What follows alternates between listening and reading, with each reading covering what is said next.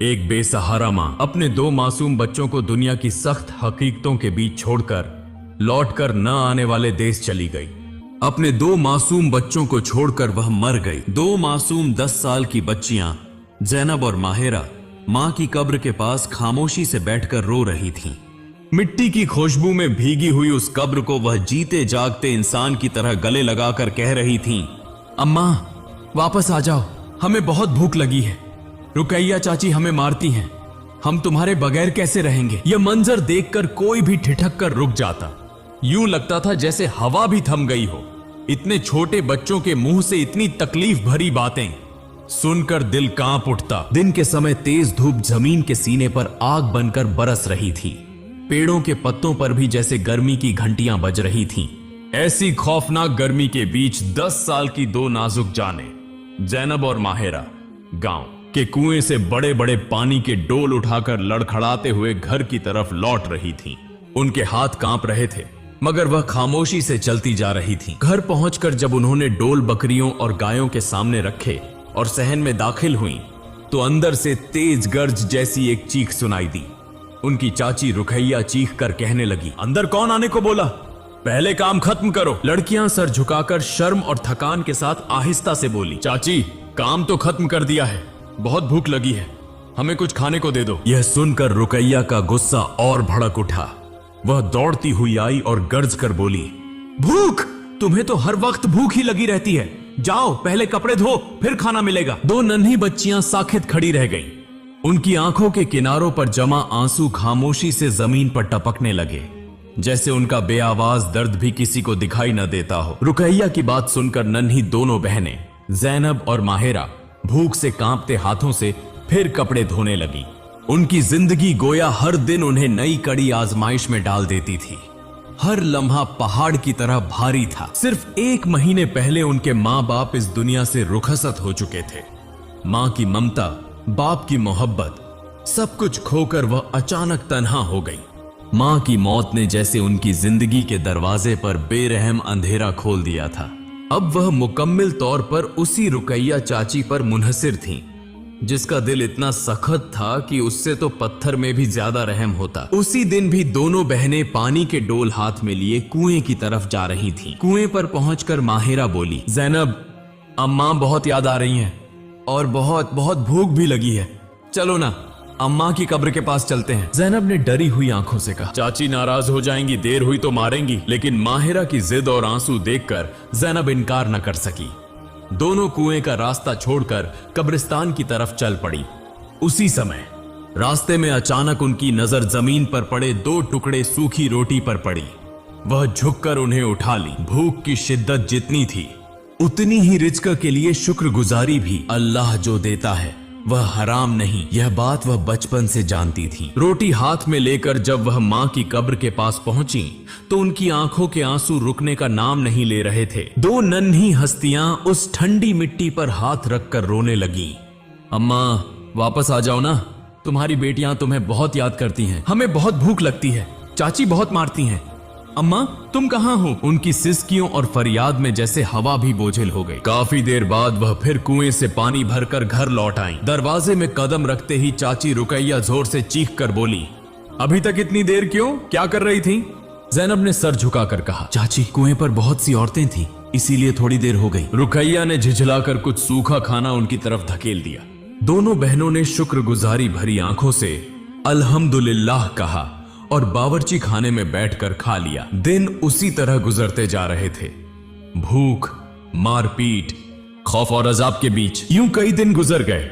एक सुबह सवेरे माहिरा शदीद बीमार पड़ गई। रात भर वह खांसती रही, बुखार में जलती रही। उसके पास पूरी रात जाग कर बैठी रही जैनब। सर पर गीला कपड़ा रखे नन्हे हाथों से प्यार करती, दुआएं पढ़ती रही। सुबह होते ही जैनब दौड़ कर गई और बोली, चाची माहिरा की तबीयत बहुत खराब है, बुखार है, खांसी हो रही है। रोते हुए जैनब ने फिर कहा, चाची माहिरा की हालत बहुत खराब है, बुखार भी है, खांसी भी, प्लीज उसे डॉक्टर को दिखा दें। रुकैया ने तेवरी चढ़ाकर तेज लहजे में कहा, डॉक्टर तुम्हारे पास पैसे हैं? तुम जैसे मनहूसों को कुछ नहीं होता, जाओ अपना काम करो, खुद ही ठीक हो जाएगी। यह अल्फाज छुरी की तरह तेज थे। जैनब का नन्हा सा दिल टूटकर बिखर गया। वह आंखों के आंसू पोंछकर फिर सहन में गई और बर्तन धोना शुरू कर दिया। हाथ काम में थे मगर दिल बार बार माहिरा की तरफ दौड़ जाता, जो अंदर बुखार में कांपती हुई बेबस पड़ी थी। कुछ देर बाद काम खत्म करके जैनब दौड़ती हुई कमरे में गई। दरवाजे के पास पहुंचकर उसका दिल कांप उठा। चारपाई पर माहिरा बेहोश पड़ी थी, आंखें बंद, होंठ सफेद, जिस्म ठंडा। जैनब कांपते हाथों से बहन को हिलाने लगी। माहिरा उठो, प्लीज आंखें खोलो, तुम्हें क्या हो गया? मुझे छोड़कर मत जाना, प्लीज उठो। यूं ही चीखती रही। उसकी फरियाद सुनकर रुकैया दौड़ती हुई आई। नब्ज छूते ही सब समझ आ गया। माहिरा इस दुनिया से हमेशा के लिए रुखसत हो चुकी थी। उस लम्हे जैनब की चीख से जैसे आसमान भी लर्ज उठा। वह बहन को सीने से लगाकर रोने लगी। माहिरा, मुझे अकेला छोड़कर क्यों चली गई? अम्मा चली गई, अब तुम भी चली गई। मां के बाद बहन को खोने का यह सदमा, यह दर्द एक छोटी बच्ची के दिल के लिए नाकाबिले बर्दाश्त था, मगर जिंदगी ने उसे रुकने न दिया। वक्त गुजरता गया। जैनब आहिस्ता आहिस्ता बड़ी होती गई, मगर उसकी जिंदगी में वही अंधेरा, जुल्म और बेतवज्जोही कायम रही। जब जैनब जवान हुई तो उसका हुस्न गैर मामूली था। नर्म आंखें, पुरसुकून मिजाज, पुरअसरार चेहरा, बिल्कुल अपनी मरहूम मां जैसी। यही खूबसूरती रुकैया और उसकी बेटी नजमा के दिलों में आग लगा गई। नजमा आम सी शक्ल व सूरत की सख्त मिजाज लड़की थी। जैनब को देखकर उसके दिल में अंदर ही अंदर हसद जलता रहता था। एक दिन जैनब के लिए एक अच्छा रिश्ता आया। रुकैया ने फौरन सख्त लहजे में कहा, सुनो, मेहमान आने वाले हैं, तुम बाहर नहीं निकलोगी, चाय मेरी बेटी नजमा देगी, तुम चुपचाप कमरे में रहोगी। जैनब ने सर झुकाकर कहा, जी चाची, क्योंकि इन बातों में उसकी कोई दिलचस्पी ही नहीं थी। उसकी जिंदगी में तो अभी तक रंग नहीं आए थे, सिर्फ झख्म और सब्र ही था। मेहमान आ गए। नजमा चाय लेकर आ रही थी। अचानक जोर से चीख कर उसने चाय गिरा दी। हाथ जल गया, जैनब ये गंदगी साफ करो। जैनब परिंदे की तरह दौड़ती हुई आई। सर झुकाकर खामोशी से चाय, कप और फैला हुआ पानी साफ करने लगी। उसके हाथ कांप रहे थे। खौफ, जिल्लत और आदत बन चुकी अजाब सब मिलकर। मेहमान अब तक सिर्फ बातों में मसरूफ थे, लेकिन जैसे ही उन्होंने सर उठाया, जो मंजर देखा वह उन्हें हैरान कर गया। जैनब की बेमिसाल खूबसूरती, शर्म से झुका हुआ उसका चेहरा भी रोशनी की तरह चमक रहा था। वह एक दूसरे की तरफ देखकर दंग रह गए। यह मंजर रुकैया की आंखों से ओझल न रहा। मेहमान बात करते करते अचानक खामोश हो गए। जैनब के नर्म नक्श व निगार, सांवला रंग और अजीब वकार भरा चेहरा सबको बेआवाज ही मशहूर कर गया। उसकी मौजूदगी में एक तरह का पुरसुकून हुस्न था, जो किसी भी महफिल को रोशन कर दे। लड़के की मां ने हैरत से रुकैया से पूछा, यह लड़की कौन है? रुकैया ने एक लम्हा झाया किए बगैर कहा, ओ, यह हमारे घर की काम वाली लड़की है। उस दिन मेहमान कुछ कहे बगैर उठकर चले गए, लेकिन रुकैया की आंखों में आग जल रही थी। उसे यूं लग रहा था जैसे उसके सर पर तूफान मंडला रहा हो। वह सोच रही थी कि यह गुस्सा कैसे निकाले। अगले ही लम्हे धमाका हो गया। रुकैया जैनब पर झपटी और जोरदार थप्पड़ मारकर चीख उठी, बदबख्त लड़की, कितनी बार कहा है मेहमानों के सामने नहीं आना, फिर क्यों आई? आंखों में आंसू भरे जैनब ने कांपती आवाज में कहा, चाची, आप ही ने तो बुलाया था, नजमा के हाथ से चाय गिर गई थी। मगर रुकैया ने एक लम्हा भी उसकी बात न सुनी। उस दिन जैनब अपने कमरे में बैठकर आंसू नहीं रोक सकी। यूं लग रहा था जैसे हर आंसू के साथ जमाशुदा अजाब बाहर निकल रहा हो। जब भी रिश्ते की बात आती, सब जैनब के हुस्न की तारीफ करते, और यह तारीफें नजमा और रुकैया के दिल में आहिस्ता आहिस्ता हसद के तेज कांटे बनकर चुभती जा रही थी। कुछ दिन बाद रुकैया के दिल में एक खौफनाक मंसूबा पैदा हुआ। जैनब को रास्ते से हटाना होगा, तब नजमा की शादी किसी अमीर घर में तय करना आसान हो जाएगा। लेकिन अगर यह काम खुलेआम किया गया तो गांव वालों को खबर हो जाएगी, कानूनी झंझट भी खड़ा हो जाएगा। इसलिए उसे कोई और रास्ता निकालना पड़ा। अगले दिन रुकैया ने जैनब से कहा, जाओ कुएं से पानी भरकर लाओ। जैनब खामोशी से घड़ा उठाकर कुएं की तरफ चल दी। पानी भरकर जैसे ही वह पलटी, अचानक किसी ने उसके मुंह पर रूमाल दबा दिया। मीठी खुशबू से उसका सर चकराने लगा। कुछ ही सेकंड में उसका जिस्म बेजान सा। एक मुंह ढंके हुए आदमी ने खामोशी से उसे गोद में उठाया और अंधेरे की तरफ चल पड़ा। जैनब को कुछ मालूम नहीं था कि वह कहां जा रही है, कौन ले जा रहा है और क्यों ले जा रहा है। उधर रुकैया सहन में बेफिक्री से बैठी थी। अचानक फोन बज उठा। फोन उठाते ही दूसरी तरफ से आवाज आई, काम हो गया है। रुकैया के होठों पर फातिहाना मुस्कुराहट फैल गई। नजमा ने पूछा, अम्मा क्या हुआ? रुकैया ने पुरसुकून लहजे में कहा, बेटी, हमारा मसला खत्म, आज इस मुसीबत के बोझ से निजात मिल गई। दूसरी तरफ जब जैनब को होश आया तो उसने देखा एक अजनबी कमरा, एक पुरानी कुर्सी और उसके हाथ बंधे हुए हैं। खौफ से उसका सीना जोर जोर से धड़कने लगा। कुछ देर कोशिश के बाद वह अपने हाथों की बंदिश खोलने में कामयाब हो गई। दरवाजा खोलकर वह बाहर निकली।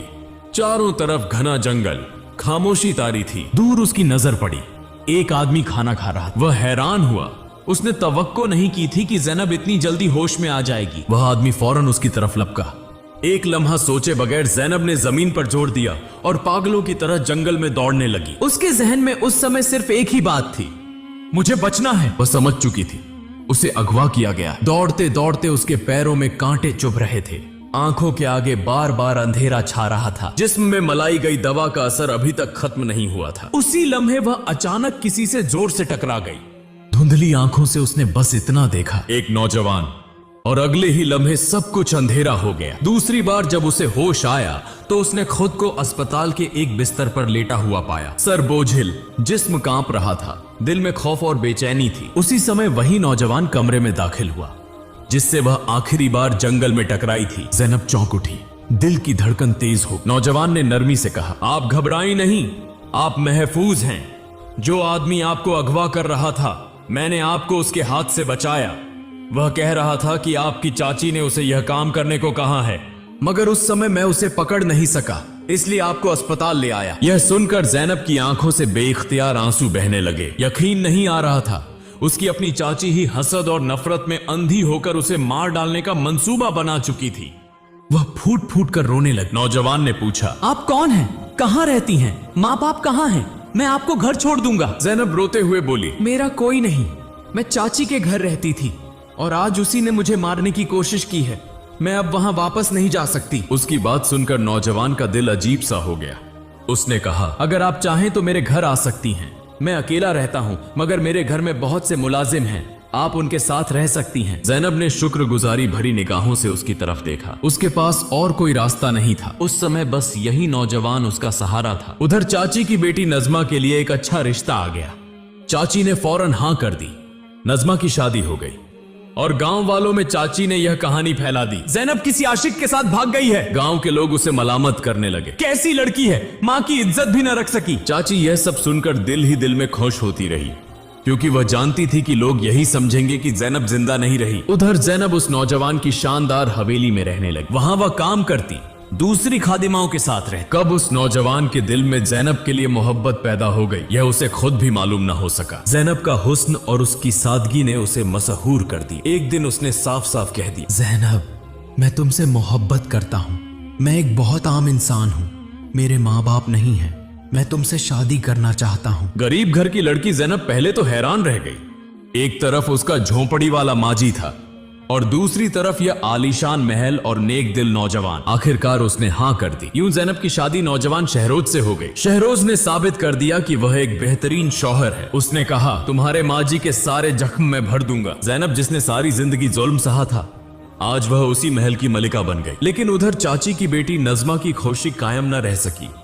जिस घर में उसकी शादी हुई थी, वह लोग बेहद लालची निकले। भारी झेज लेने के बाद कुछ ही दिनों में उन्होंने नज़मा को तलाक दे दी। नज़मा वापस माँ के घर आ गई। वह चीख चीख कर कहने लगी, सब तुम्हारी गलती है, तुमने जबरदस्ती मुझे उनके घर भेजा, इसीलिए आज मेरी जिंदगी बर्बाद हो गई। चाची अंदर ही अंदर जलने लगी। वह सोचने लगी, मैंने क्या कर दिया, किसकी जिंदगी बर्बाद कर दी। एक दिन नज़मा अचानक शदीद बुखार में मुब्तिला होकर बिस्तर से लग गई। चेहरा लाल हो गया और उसी बुखार में उसकी मौत हो गई।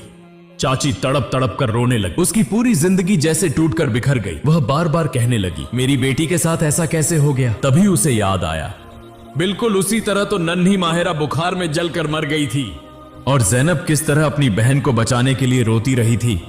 लेकिन उस समय वह खुद कितनी जालिम थी, बिल्कुल शैतान की तरह। उसके अपने गुनाहों का बोझ बहुत ज्यादा था। अचानक उसका पूरा जिस्म लरज उठा।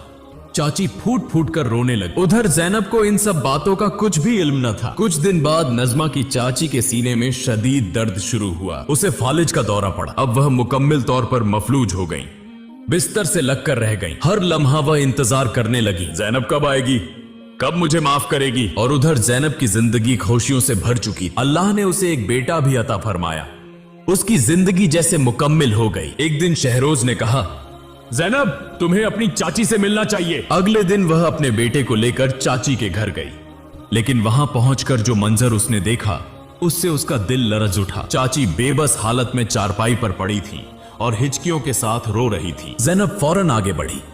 ज़ैनब को देखते ही चाची जोर जोर से रोने लगी। दोनों हाथ जोड़कर कहने लगी, मुझे माफ कर दो, मैंने बहुत बड़ा जुल्म किया है, तुम पर भी और माहिरा पर भी बहुत ज्यादती की है। मुझे माफ कर दो ताकि मेरी जान आसानी से निकल जाए। जैनब ने उनका हाथ थामकर रोते हुए कहा, चाची आप मत रोइए, मैंने दिल से आपको माफ कर दिया है। जैनब के यह अल्फाज सुनते ही चाची के चेहरे पर अजीब सी राहत आ गई।